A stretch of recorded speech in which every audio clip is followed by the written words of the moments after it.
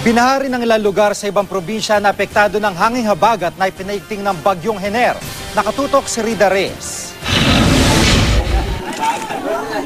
Abot baywang baha sa bagong ito ng Hermosa, Bataan noong Lunes. Nawala na raw noong Biyernes, pero dahil sa pag-ulan kanina, binaha na naman sila abot hanggang binti. Sa Isabela, tinututukan ang level ng tubig sa Magat Dam. Tumaas ng mahigit 1 metro ang tubig simula kahapon, pero malayo pa naman sa spilling level.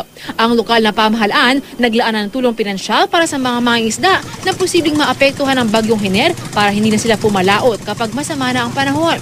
Sa Puerto Princesa, Palawan, stranded ang ilang biyahero matapos masirang Irawan Bridge. Ito ang nagdurugtong ng barangay Irawan sa ibang barangay.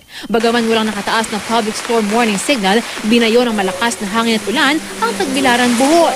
Wala naman naiulit na baha at pagguho ng lupa.